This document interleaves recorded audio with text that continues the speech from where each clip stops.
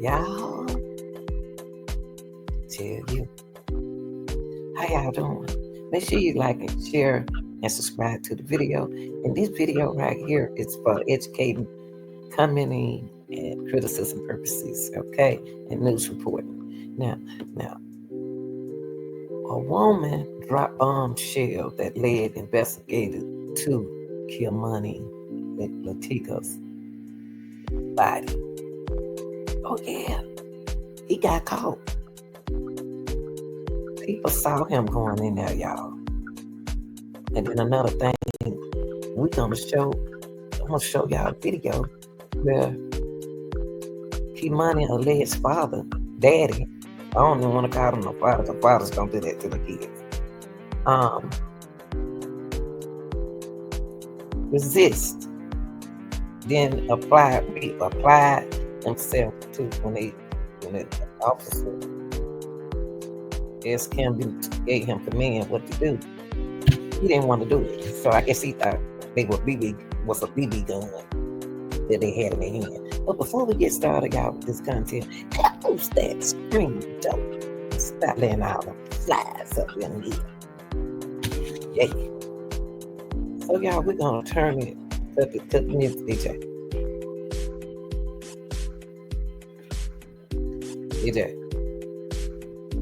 Something else. So we're gonna go ahead and start. I'm gonna show y'all this video.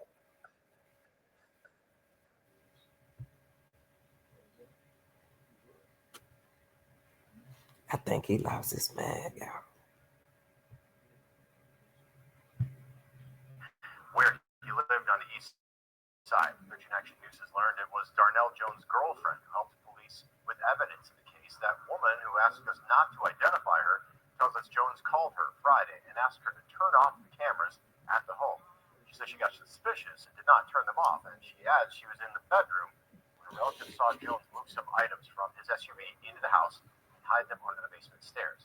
She called police, who got a search warrant and then took the evidence. Did he hide under your stairs? It was like a mat for the back of the truck, not a pickup, but SUV. You know, when you lay your seats down and you put that rubber mat in there to protect the back of your seats, in case you're hauling something. That's what he rolled up and put in my basement. And his work boots, which were caked with mud, and he hadn't worked in a while. She says once Jones noticed the items gone, she never saw him again. She also told us Jones called her from Columbus. She told police where they could find him. As the Toledo community continues to grieve the loss of Kei'Mani Latigue'S, some are stepping up to help contribute to a funeral service for the young girl. Wheeling on the Rocks on Lasky will be hosting a benefit poker run this upcoming Sunday. That's to help raise funds to properly honor Kei'Mani and celebrate her life. They said all of the money raised will go directly to the funeral home. Main event will be at Wheel-In with other businesses participating in the poker run, including Kickstand Saloon just over the border, Daffy's, and Corner Saloon just over the border. I want something for her. I think the whole town wants something for her to have, an abundance of flowers, a beautiful casket, maybe a park bench or anything to help, with the memorial.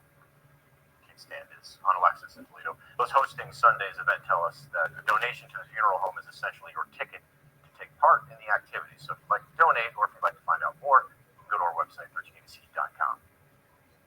Emotions are running high, and people from all over are coming to Toledo to mourn the loss of Kei'Mani and call for support.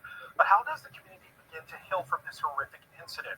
Social worker Cecil Holstead says grief can be there, whether or not you know someone personally affected by a violent crime. He says people may feel a connection to the case because they may have a daughter or son the same age as Kei'Mani. Holstead says one way to deal with grief is to stay off social media. Journal right now. Checking in with your own personal children to make sure that they're okay. I think sometimes we miss that. Let's go sit in their room and go check and see where they're at. If that might have been a friend of theirs, or it might have been a friend they lost a year ago, that is triggering them now. Their grief is now triggered.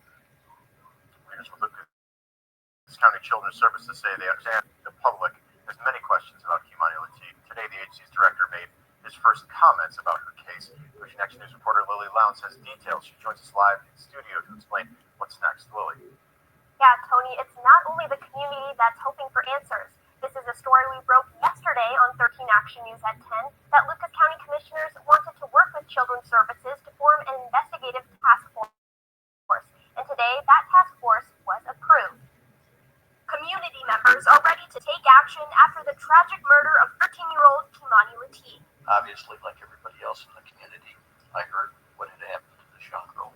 Gordon Berry is a former Lucas County Children's Services board member.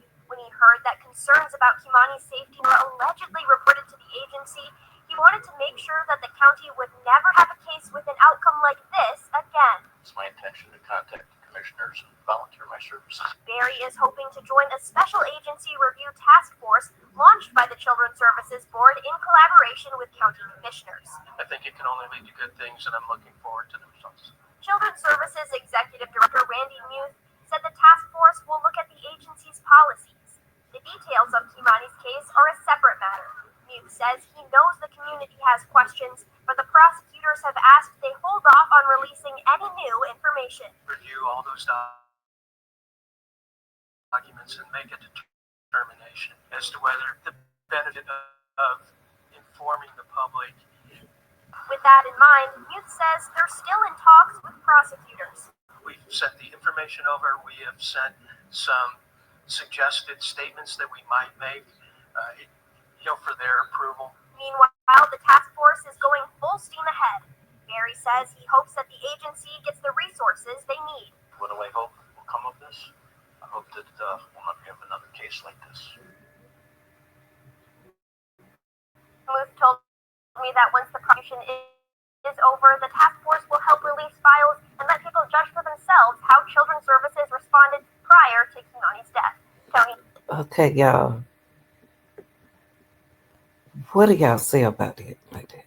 What can we do to prevent that? Are we really going to stop this? Are we really going to protect our kids in the neighborhood? Are we really going to do that? We got to do it, y'all. Can't be scared to do it. Now, I want to show y'all a video of the baby daddy resisting arrest. That's what I want to show y'all. He done lost his mind. And they need to take a blood test, because I don't even know if he the daddy, Darnell Jones. Okay, let's check this out, y'all. And then y'all put in a comment. Chat with me, okay? I'm not gonna bite you. I ain't gonna be mean to you. I'm gonna be sweet. I'm a sweet person. Okay? Your opinion matters.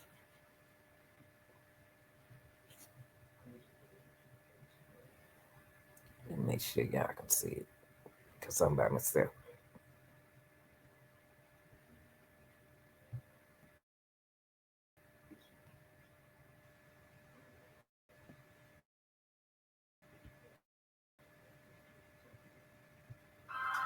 The investigation into the abduction and murder of the 13-year-old girl continues. The full, uncut interview with Toledo Police Chief Mike Trenlin.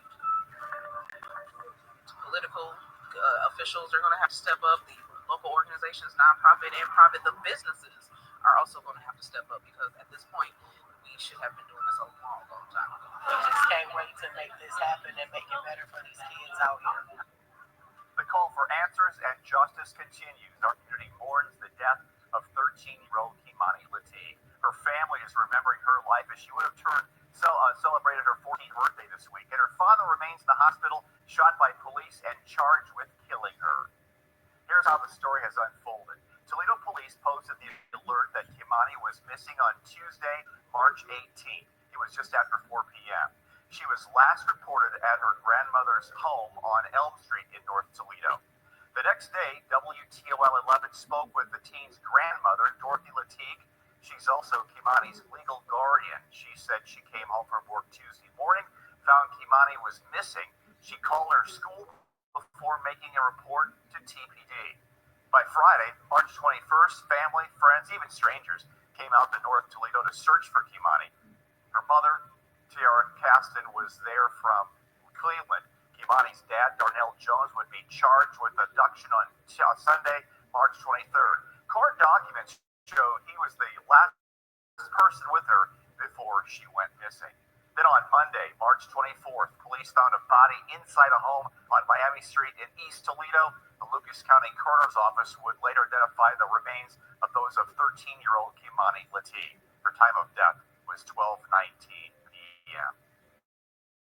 Jody charged with murder that same day, and Columbus police tracked him to the city on Tuesday, March 25th. It was then that officers ended up shooting him and finding a gun at the scene. In a moment, we'll show you the unedited body cam video of this encounter. We do want to warn you, the video is graphic. There is profanity. You can see Columbus police identify Jones walking in the short north. They approach him. He says he wants to die, ignores police commands, appears to move his hand in his pocket, and then is shot. You're going to see two views. One from the officer who shot Jones, and then it switches to another responding officer whose body-worn camera better shows what happened next. Viewer discretion is advised.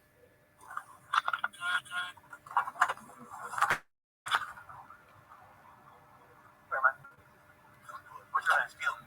Dude, show me your fucking hands right now. Pull your fucking hand out here. I swear to God, pull your Shots fired.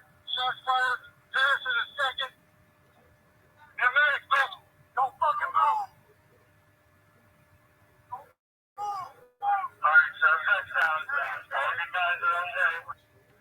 Don't move. Got 33 right there. 33 is here. No, it's a walkie-talkie. But there's 33s right here. Don't you move or you're gonna get shot, okay? Alright? Got it. Yep.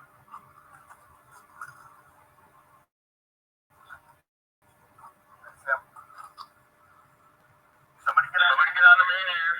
Get us some medics. I'm working on it. Alright, on your belly. Alright. I got cuffs. There you go. Thank you, brother. We'll get you help, okay? I just want to die, bro. No, I know, but we can't allow that.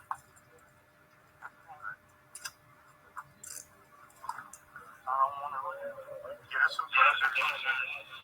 Secure this.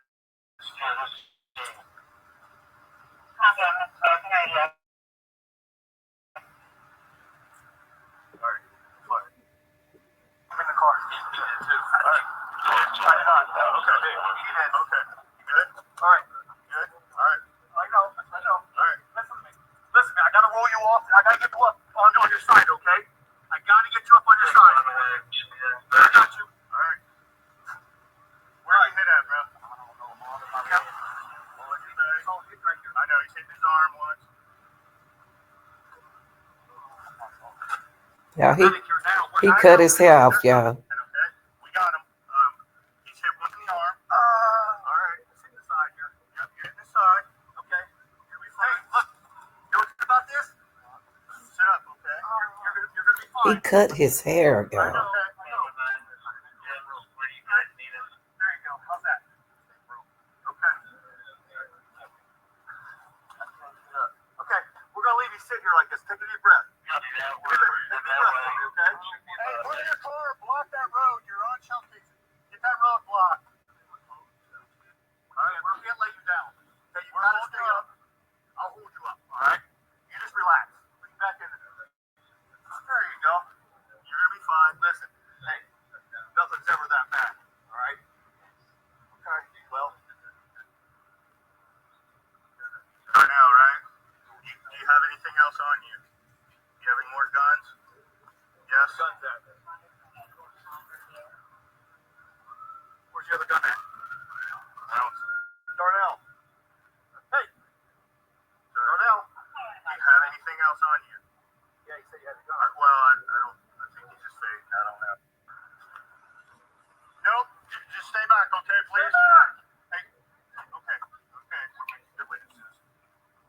You're fine, ma'am. You're fine. We gotta get him searched. The medic's gonna take him. I know. Hey, you guys, somebody get.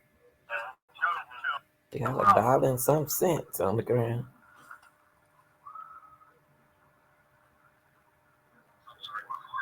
Hey, have that cruiser start getting scene tape.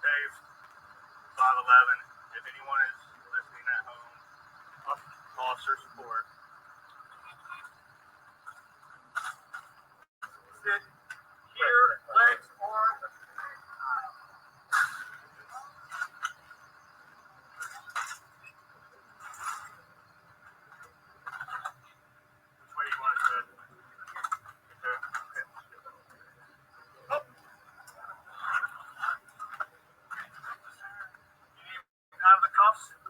Yeah, we're gonna need them out. All right, hey, listen, we're gonna roll you over one more time, all right? Gotta get those cuffs off. Relax. Bring up. There you go. He's hitting the arm, leg, arm, and I believe left chest. I get a good search on him. I am. Everything's gotta come off. Taking it all down enough of this? Yeah. All right, that's fine. Pull this, all right.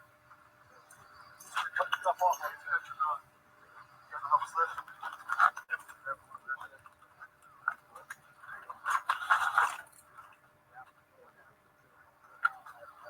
Hold on. Just there. That's good. Okay, don't move your arm. I know it hurts. They're going to help you, okay?